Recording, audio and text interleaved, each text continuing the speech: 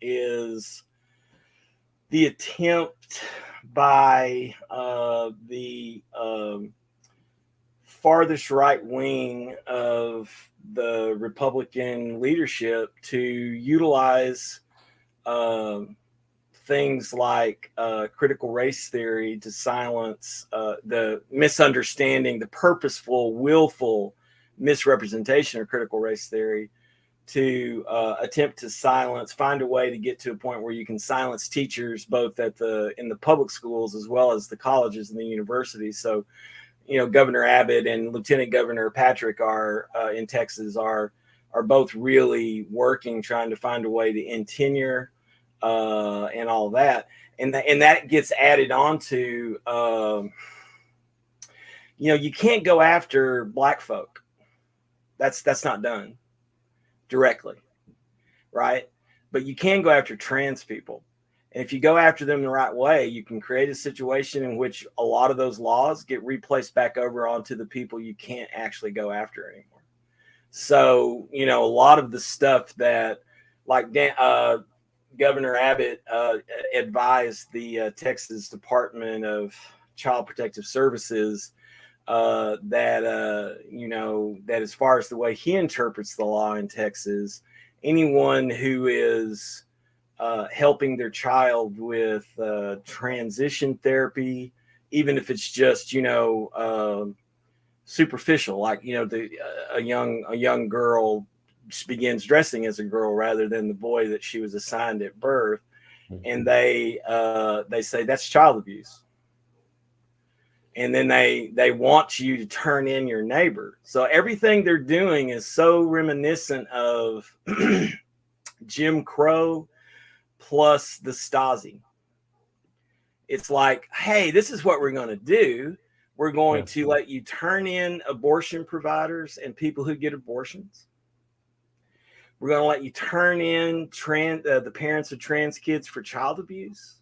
We're going to you're going to let you become the ones who do all of these things. It's not the state.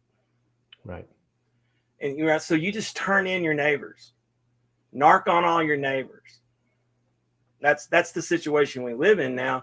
And then if you can grab control of the school districts and grab control of the university regents and, really push through these things that silence teaching actual facts, and also silence teaching ways that we can struggle together to change the world, they win a whole lot that way.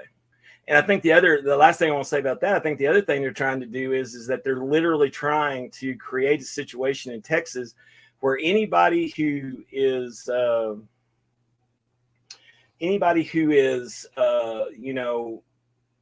just even centrist will realize they have no business living here, and they'll just pick up and leave. They want to destroy the public education system so they can totally privatize it. And then they also want to, take complete control of the university system so that the only people who really will be welcome there are going to end up being people that are mostly bigots and hateful, horrible, hateful people. There's a dystopic consistency that I've noted too, and what you were just talking about. So this idea in Texas that you would, so this anti-trans bill, just happened, and then there, of course, the Texas abortion bill, and the way that the state government has handled, coming out of Austin, not in the cities, state government has handled COVID. This idea that it's an individual, it falls to these individuals. So it's always this rhetoric about responsibility of the individual. Yeah. And, first of all, it's ludicrous on the face of it that it's not the state behind this abortion bill, or it's not the state behind this trans bill, or that it's not the state behind the dereliction of duty for public health. Right. But in that shell game is something important.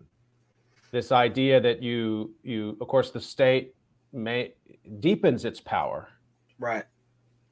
But it uses a discourse of retreat from power. So all of this is happening because it's supposedly authentic and grows authentically from the responsibilities of the individual.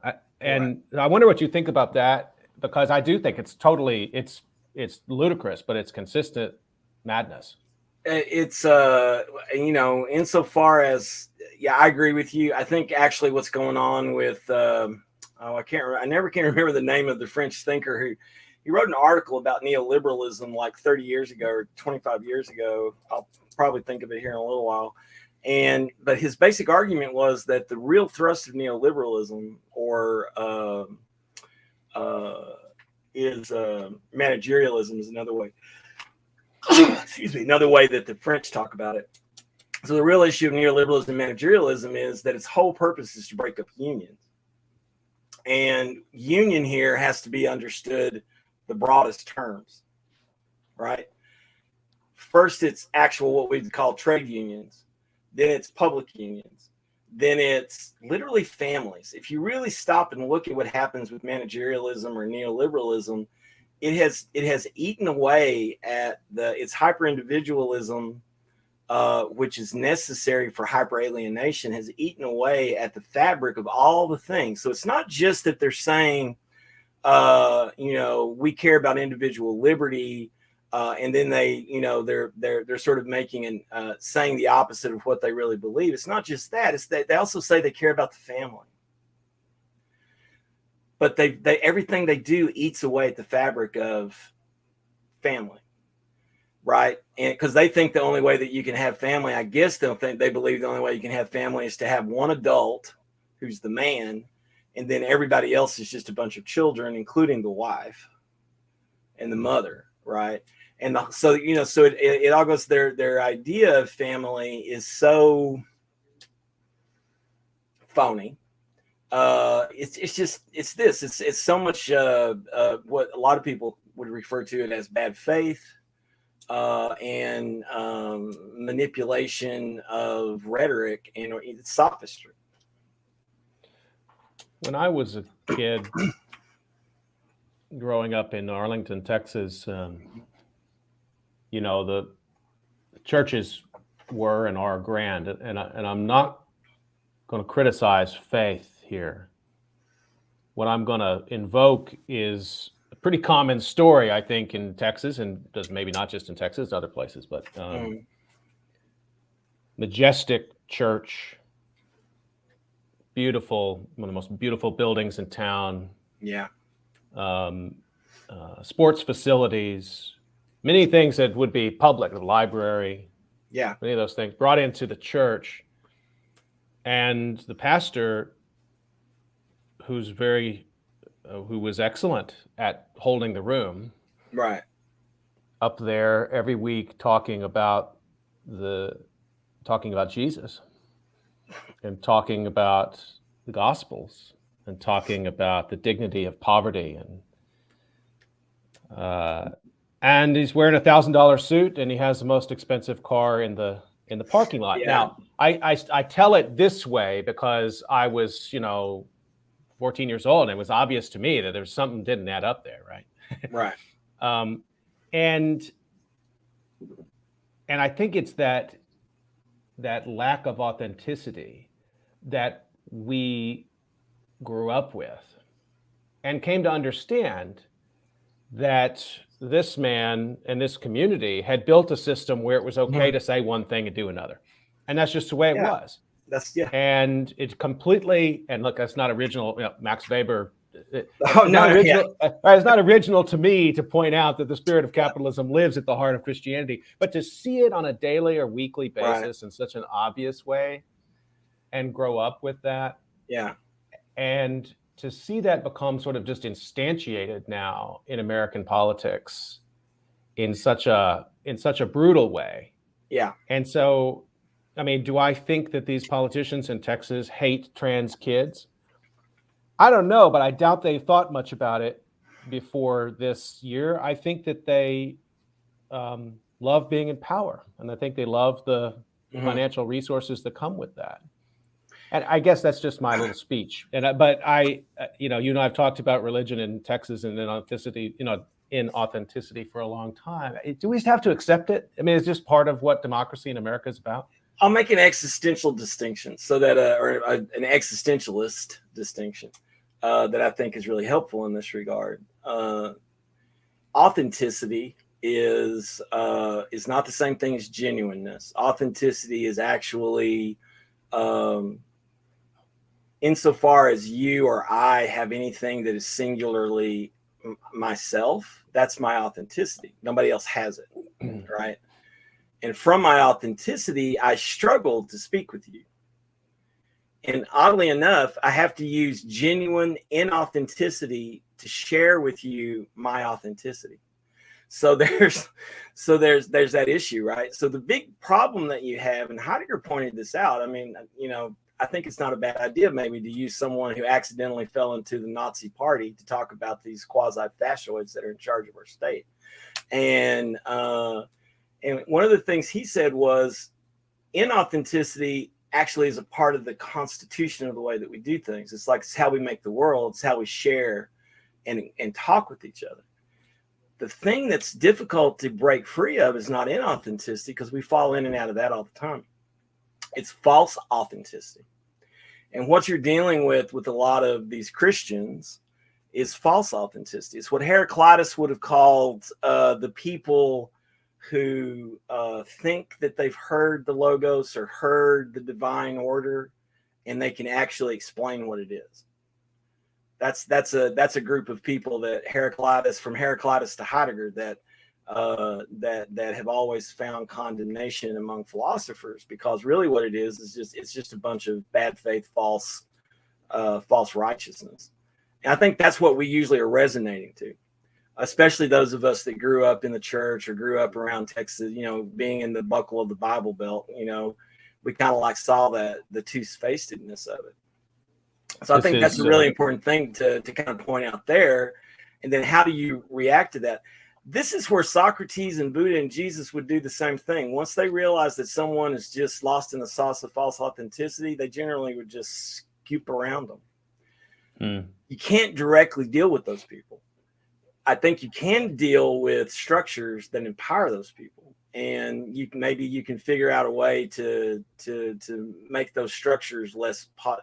But this is, of course, is something they've been able to also manipulate. They've used the pandemic to their benefit, right, to really consolidate power in a way, and really play off the fears of people.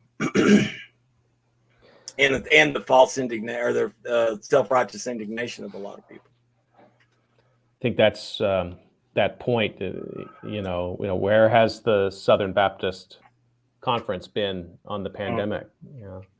And the willingness to tolerate, or in some people should know. I mean, if you're not familiar with Christianity in America, it's a startup fest. I mean, there's so many churches, and and so many denominations, and people do, when they get tired of the community they're in, it's not working, they move on to the next one. But some of them are big and powerful, and when they have retreated, when just like we were talking about before, where the power of the state supposedly devolves to some other entities, and one of the places it devolves is the Baptist leadership, and And there are consequences to that for queer folk. There are consequences to that for Black folk. There are consequences to that for women, and definitely for trans folk. But for queer and trans folk, for quilt bag folk, the fact that the majority of nursing homes in the state are run by Christian organizations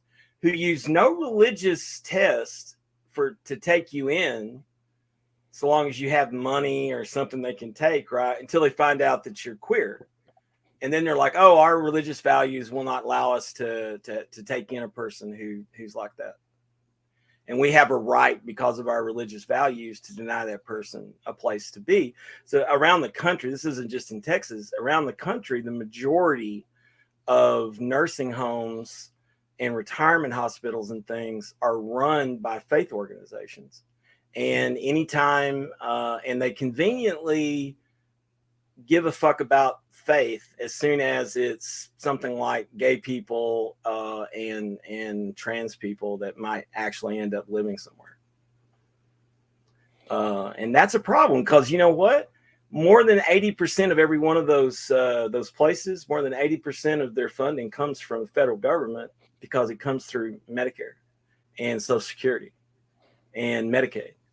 So the majority of the money they get comes from the federal government, but somehow they believe they have, their religion can come into play. I mean, that's problematic. Yeah. But this is the issue, right? And Paulo Freire would say this is also the problem with charity and humanitarianism in the first place. When it's controlled by oppressors, when it's controlled by people who tend to dehumanize anybody who disagrees with them, then what they're really doing is they're using charity and welfare and humanitarianism to control the people that they want to keep under their thumb. And that's really kind of what you see,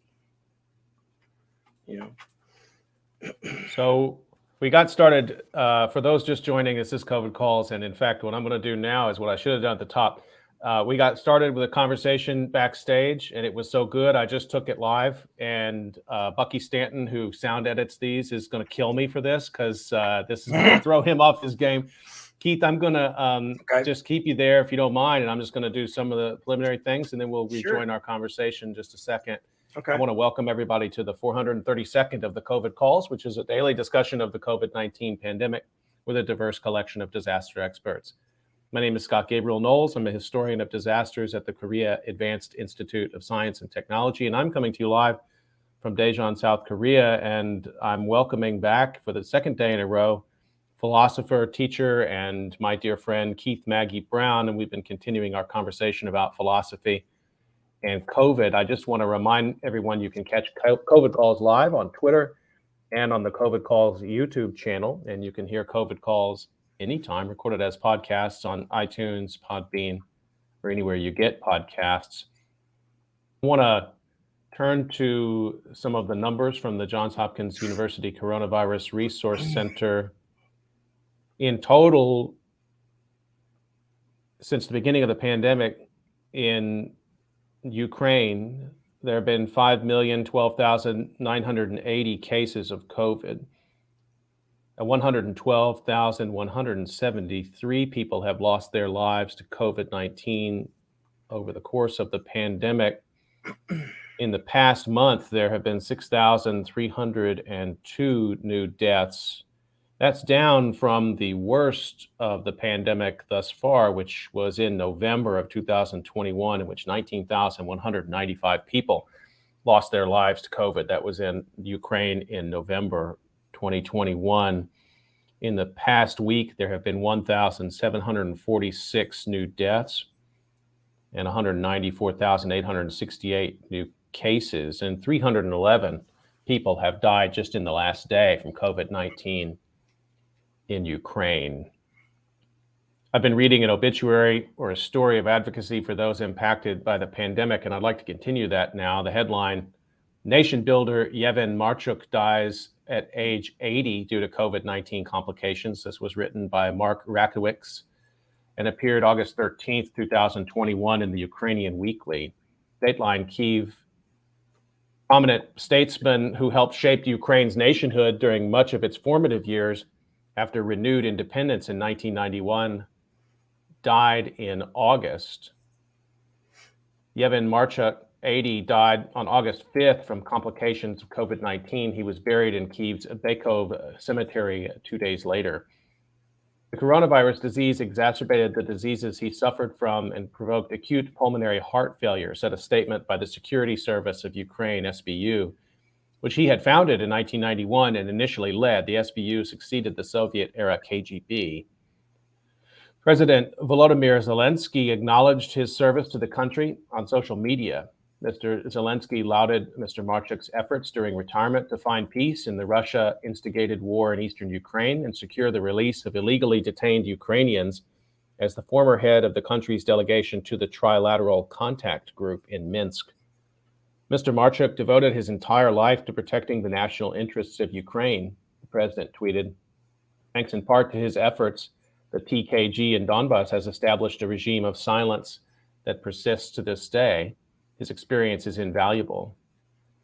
Some 14,000 people have been killed in the war. Again, this is coming from August of 2021, have been killed in the war since Russia first forcibly seized Ukraine's Crimean Peninsula in 2014.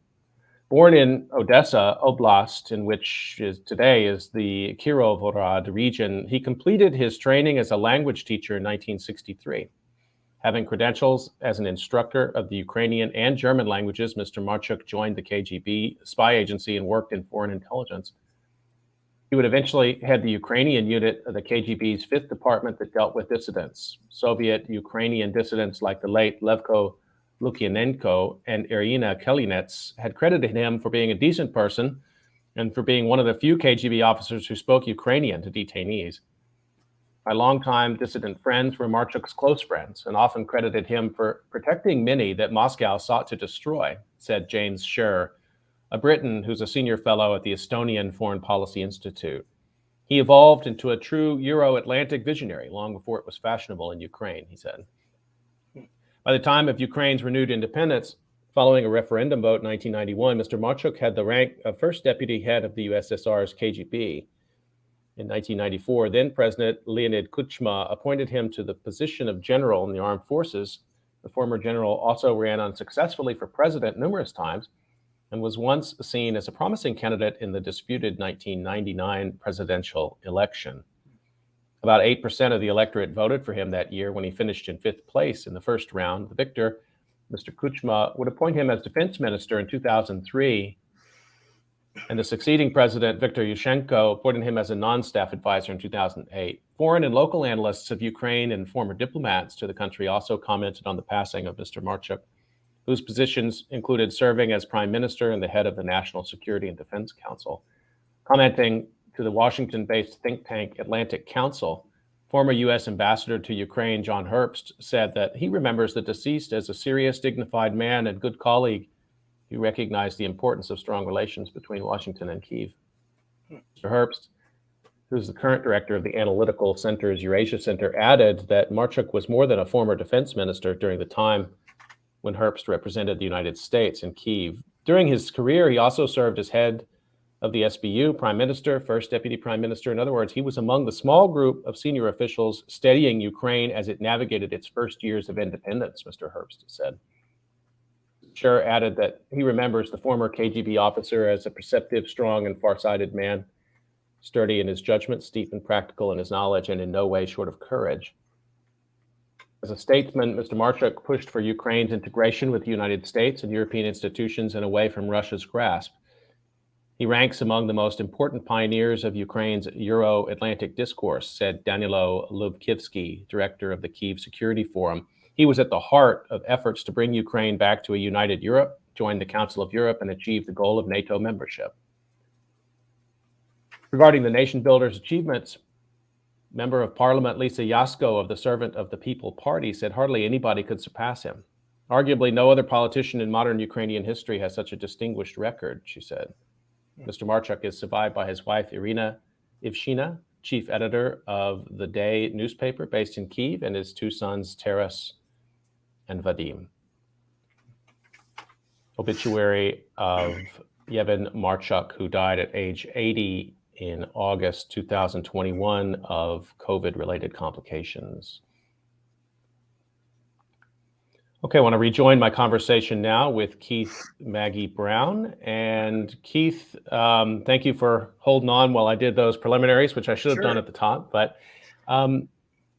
we talked about a lot of different topics yesterday. And on my list also was authoritarianism and Texan COVID freedom. We got into that at the top here without even really intending to. But what I really wanted to start with today, so let's circle back, was about your dissertation project and your writing research you're doing right now. The project is titled Untying the Knots That Bind, Existential Elucidation and the Transgressive Life. What's this project about? Well, as I said yesterday, I'm very influenced by the work of Carl Jaspers, who was the teacher of my mentor, Richard Owsley. And so basically the project it's a little strange probably for most philosophy dissertations, at least in our department, since the University of North Texas is more famous for environmental ethics and environmental philosophy. But basically what I do is I use the symbolism of the tarot to help me queer the existential techniques of Carl Jaspers to free up, to kind of utilize those techniques to free up thinking, so that I can get more to the actual pattern of being in the world more directly. And I know that all probably sounds a little weird, so that's an important part of it, is it's to weird things. So the idea here is that things like tarot provide us with symbolic structures that we can interact with. And those symbolic structures actually can be utilized to help us explore the places in our lives where we've been tied down by our presuppositions that we just inherited from other people, by prejudices that we didn't even know we developed over the course of our life, things like that. And then in this sort of exploration of what Jaspers calls existential elucidation, when you turn those techniques toward these knots that bind, then you have the ability, to unknot them. And the way you unknot them is it's kind of a sort of deconstruction. So what I do is, queering for me is deconstruction. And so you go, so if you actually, it's one of those almost Derridean kind of words, right? Untying the knots that bind. If you see the title, the K is in parentheses. So it's not just right. So it's untying the knots, which would be sort of the way that our with a K, the way that that we've been tied up by presuppositions that we've inherited from the world, and then untying the knots with an N, right, is actually the ways that we have developed in ourselves to avoid dealing with difficult things, right? So it's very important for me in this notion of utilizing the ideas of queering to really get to the heart of how to become someone that expresses an open self-awareness for what Jaspers calls loving struggle. And then the weirding aspect of it, weirding professional philosophy. Weird is actually a weird word.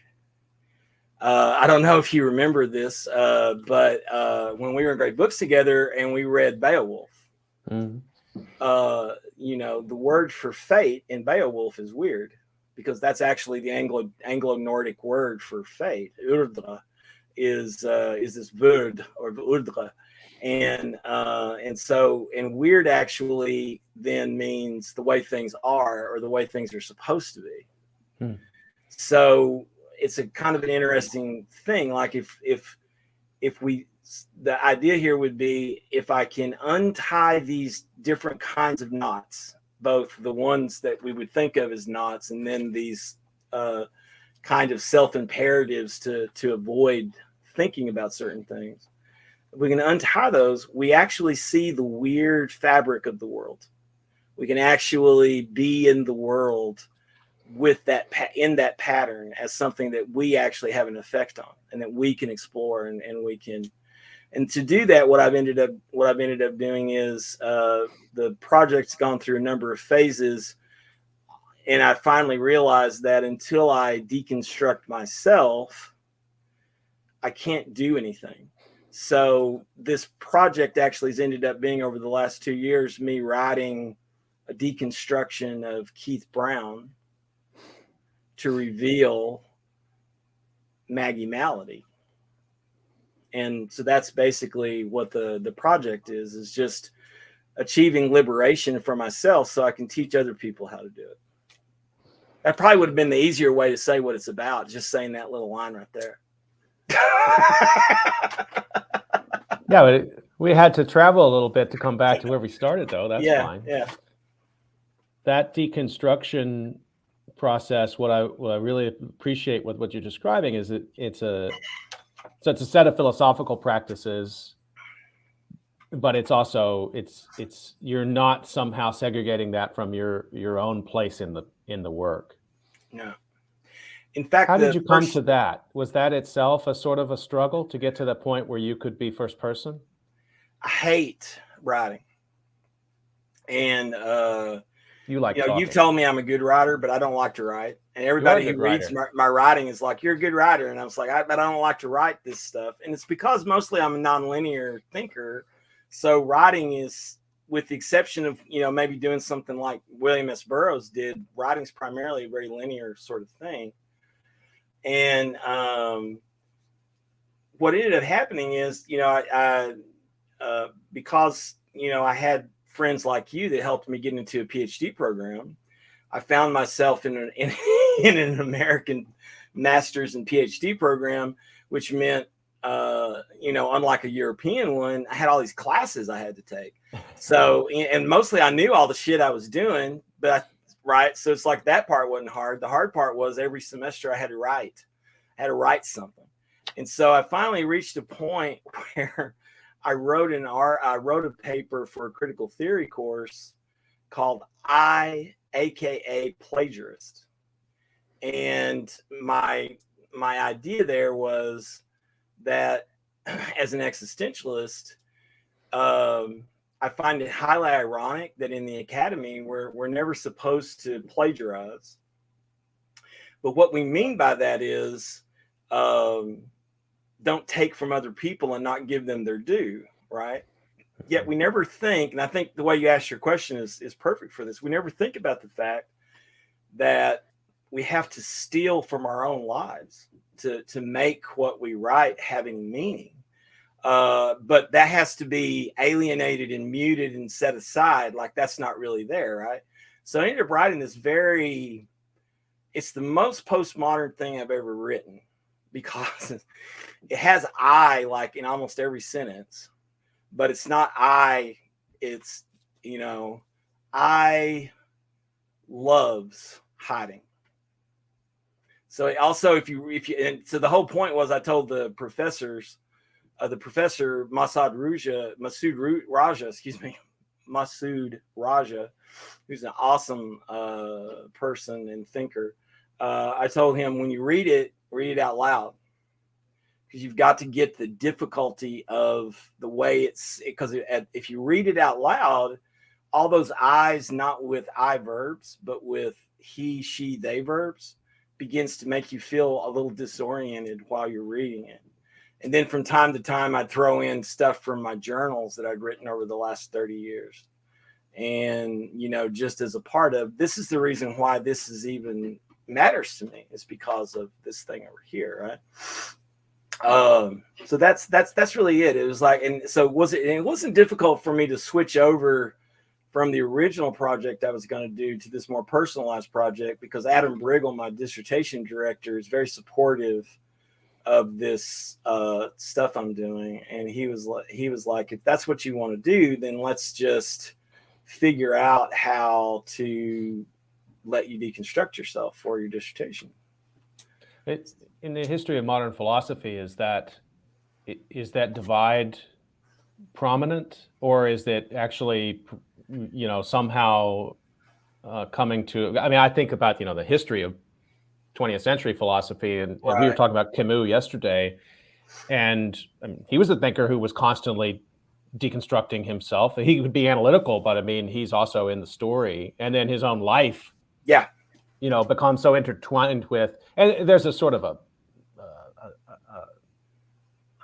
fame there that goes along with that too, and the cultivation of an identity that goes along with it. But I think that sort of that self-deconstruction itself as a mode of analysis is not foreign to the history of contemporary philosophy, is it?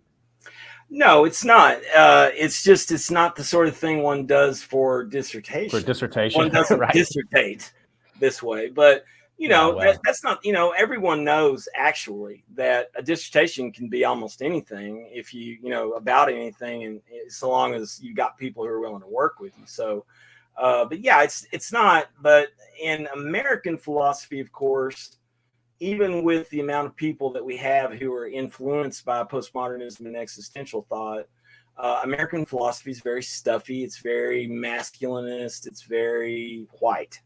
And so therefore, there's always the possibility, and this actually happened at one point when I was pitching a lot of these ideas, is that some people were like, this is going to embarrass the department. You're writing tarot cards, and you're writing about, and I'm like, well, yeah, that's what I want to write about. It's like, this is embarrassing. And it's like, well, yeah, do you think that I believe tarot cards tell the future? I'm looking at these as works of art that cause me to have a different relationship to myself sometimes, right? That allow me to have a different relationship to myself sometimes. It's not like I'm trying to say, okay, everybody needs to learn how to tell the future by reading tarot cards.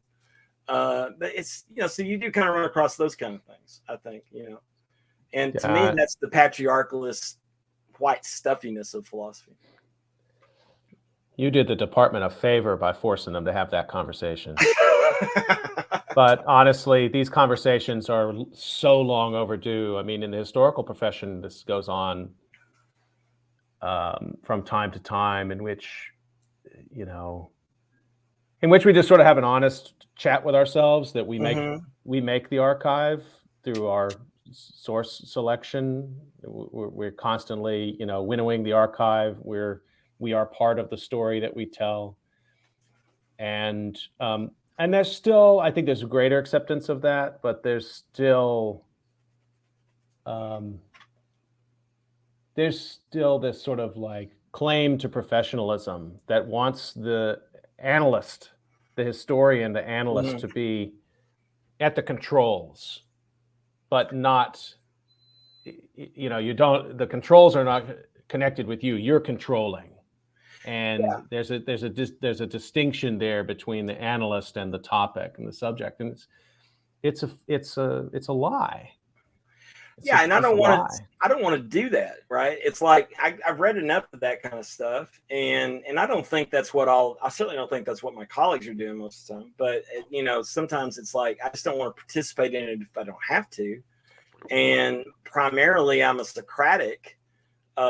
So, I'd rather just sit around and talk to people. If they would let me just talk to them for 7 hours straight and then give me a PhD, I think everybody would be a lot happier. But that's not the way it works. We still have to do these little hurdles, right? Yeah. So, but yeah, I mean, I just can't do that anymore.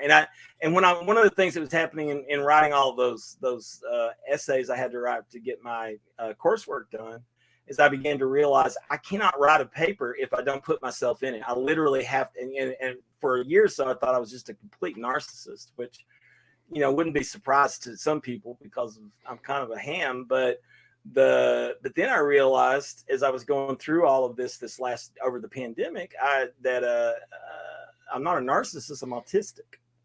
And I can't talk. So, I actually went and got all these things looked at. And besides ADHD, I'm autistic, and I have,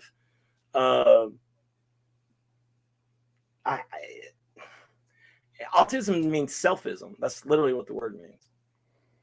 So everything begins and comes back to me. And I don't see that's the most existential thing that I can, it's not that it's about me. It's that if you can listen and go along with me a little bit, deconstructing myself, it'll have suggestions for how you can do it. I'm not doing it just to let you, just let people have some kind of weird, voyeurism into my life, or because I'm a narcissist and think that my life is the example for everybody. But yeah, so that's Let me just remind folks real quick, you're listening to COVID Calls. I'm talking to Keith Maggie Brown today, and I'm glad you're doing that project, and I'm glad we got a chance to talk about it. And you used a phrase there, which I've heard you use before, the loving struggle. And it's been on my mind with COVID, and we did in 2017, we did an Anthropocene campus in Philadelphia at Drexel University. It was one of the most exciting things I ever got to participate in while I was in my 20 years at Drexel University. And it's for those not familiar, the Anthropocene campus grows out of work that started at the Max Planck Institute and the House of World Culture in Berlin. And these are convenings in which people of all different disciplines get together and try to learn about the Anthropocene, this period of time that's proposed in which humans are the dominant shaping geological force on the planet. I've talked with a lot of guests about the Anthropocene on COVID calls because the world that the Anthropocene is making reorders the relationship among species, and zoonotic spillover is part of that. And so that's kind of background. And you were one of the, you had some interesting roles at that Anthropocene campus, one of which is you were the philosopher in residence. And so I still have this image of people walking through hallway. You kind of set yourself up in the corner and you would sort of say, hey, just come for 1 second, just come a second. And then an hour later, I'd walk by and that person would still be there with you. And you were having dialogue about the Anthropocene, philosophical dialogue. And then you gave a talk as part of it as well. And you talked about this concept of the loving struggle. And I want you to talk about it now, if you would.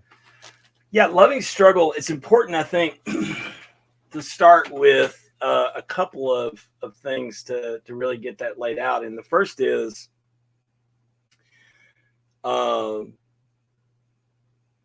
Americans, at least, or the United States, has become a culture that's very immersed in war. It's very immersed in violent struggle. And there's violence at every level of society.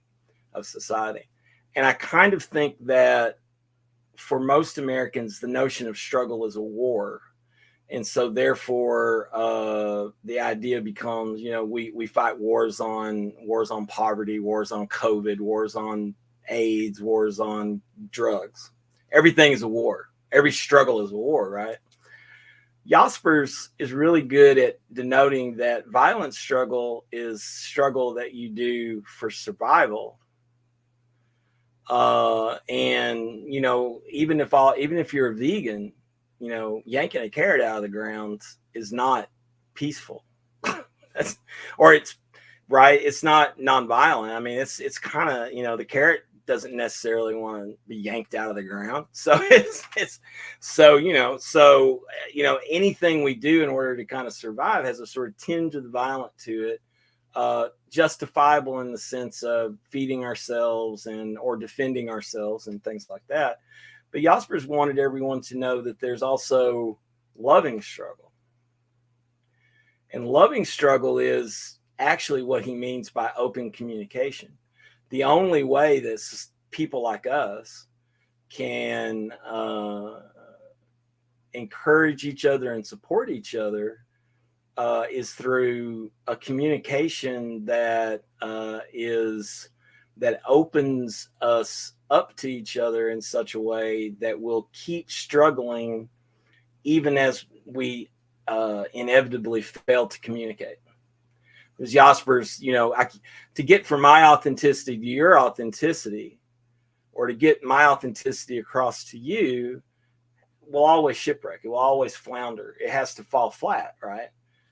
Because the only way to get it across is through language, and language itself is really kind of inauthentic. That's why we can understand each other.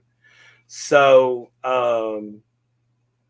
the notion of loving struggle is it becomes a faith commitment, philosophical faith, that if you are struggling for your self-actualization and I'm struggling for my self-actualization, we can struggle together as accomplices to, hark back to a conversation you had earlier today with Deshaun Ray, as accomplices, now the existential accomplices, right? We're going to accomplish something together through the creation of this communication, through the making of this communication. And so we will become one, commune. We will commune with each other, and that's loving struggle. And it stays at the level of struggle for the simple reason there'll never be a 100% exchange, right?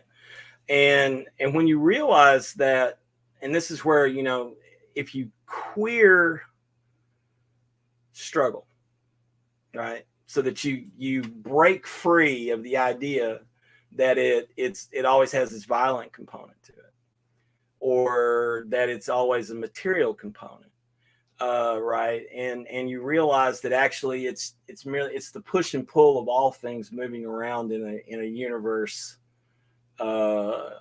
and so when you do that, now you see the pattern that all things, right, this is the weirdness, all things struggle, and all things are all entities are in a situation of, especially organic living entities, are in a situation of struggling. But it's not survival of the fittest in that kind of Darwinian Spencerian idea, right? It's thriving.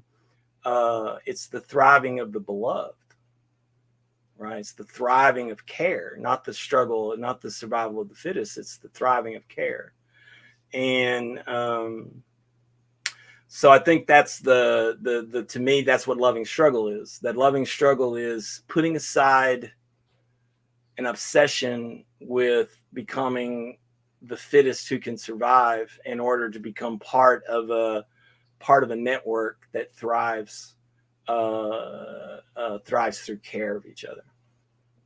So watching what's been going on these past 2 years, has that changed the way you think about the concept of the loving struggle? No. I oddly enough, and I won't apologize for this, I have lost no faith in humanity. I've lost no faith in life, and I've lost no faith in the world. I have an understanding that there are people who are so deluded by their dehumanization of others that they don't realize how much they've dehumanized themselves. And that makes me sad. It makes me angry at first when I see this shit. When I see Greg Abbott saying, you know, because my dissertation director is and his wife are the parents of a young trans child, and this is very much affecting him and her and all of them. I have so many friends that are trans, you know, not just trans children, and it makes me very angry. Then once I get past my anger, I try to realize that the anger comes from disappointment, that people are so lost in fear, right? Bigotry, there's a really beautiful book, if you never read it. It's called I think it's The Anatomy of Bigotry or The Anatomy of Prejudice. Now, I can't remember the name of the author. I'll have to get it to you later. But the basic idea is that bigotry doesn't arise from hatred, which is what we always think, or lots of people usually think, is that bigotry arises from fear. And I always remember, as you know, I mean, since you've known me so long, you know,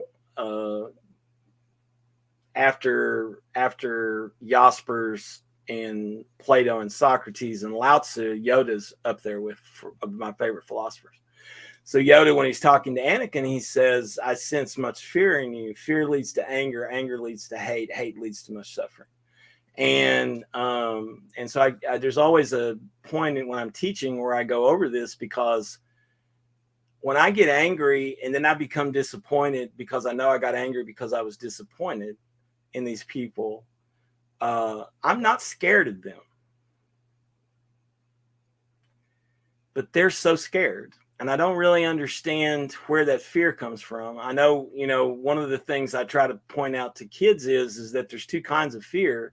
There's a authentic fear or genuine fear, and then there's a false or anxious fear. which is actually more of an acronym. It's false evidence appearing real. So anybody in 12-step groups will have heard that before. False evidence appearing real, right? And that's actually, I think, always I've come to understand that's really the kind of anxious fear that Yoda's talking to Anakin about. You have false evidence appearing real, and that's made you very angry. And that anger is beginning to turn into hate. And if you take Aristotle at his word, hatred is love for the non-existence of something.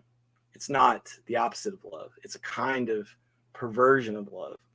So that false evidence appearing real that leads to an out of control anger that finds direction in the destruction of something that you want to see cease to exist. So I know I've gone on for a little bit, but I have not lost faith.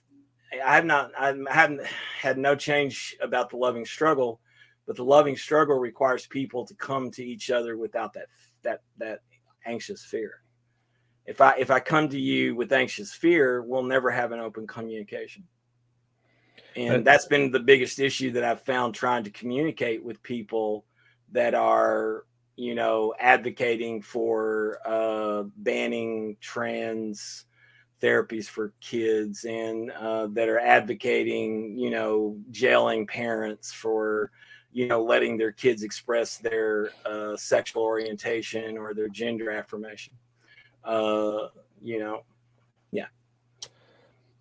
One more thing I wanted to get to in our time together. I'm talking to Keith Maggie Brown today on COVID calls. And so through this pandemic time, as you know, I have 6 brothers and sisters, and one of them has staked out an anti-vaccine position. And that's just the start of it. And we had a series of very unfortunate text discussions, which then led to a short and painful phone call in the fall. I haven't talked about this much, but so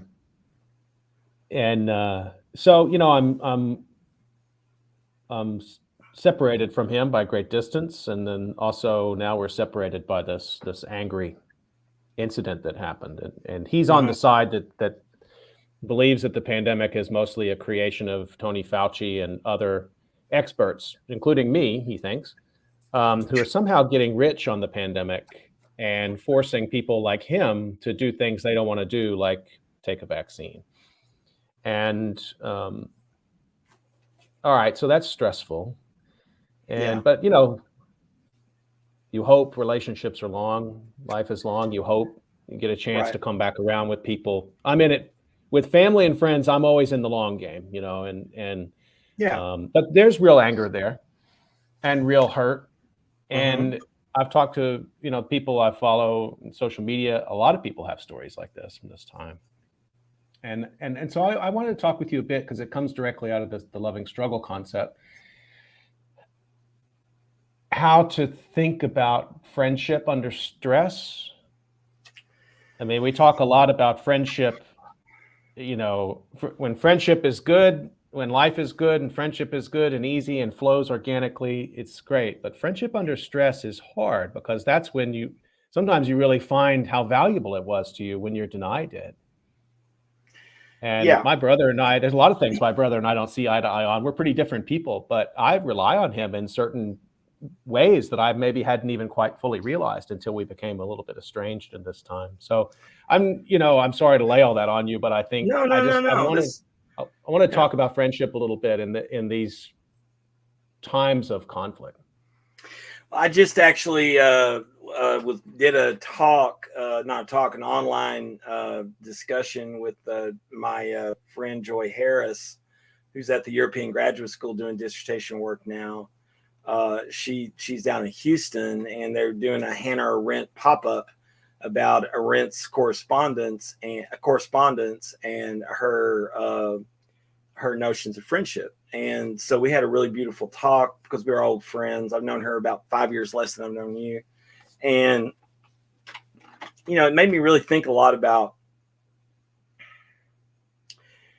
what a friend is. I mean, I think about this a lot anyway, because it's a part of my philosophizing, but you know, it just always kind of brought it back around. I don't like feeling anger and what have you at people that I really care a lot about. But then on the other hand, friendship.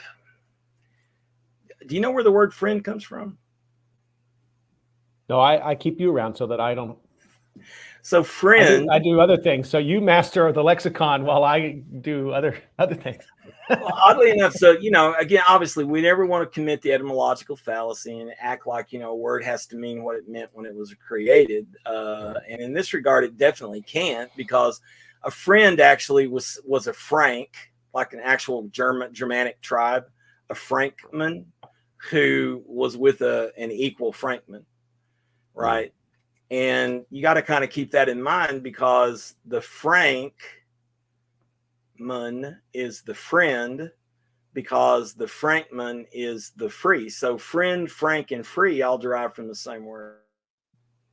And one of the things I like about the accident of that, again, I always like these as accidents. The accident of that is in English is I can say that without friendship, there is no freedom. Freedom literally means doomed to be friends. And what characterizes friendship is frankness. I cannot be frank with Joe Biden. I cannot be frank with Greg Abbott. I can be an asshole. I can be quite unforgiving, you know, and blunt, but frankness can only happen between friends. And it's there to sort of remind us when we begin to get caught up in some of those knots that bind, get tangled up in those knots that bind, that we are drifting away from our own freedom, right? So the frankness kind of calls us back to that. Sometimes it doesn't work though. Yeah. And when that happens, this is hard, and I want you to understand, this is not something I'm just saying as a throw off the cuff sort of thing.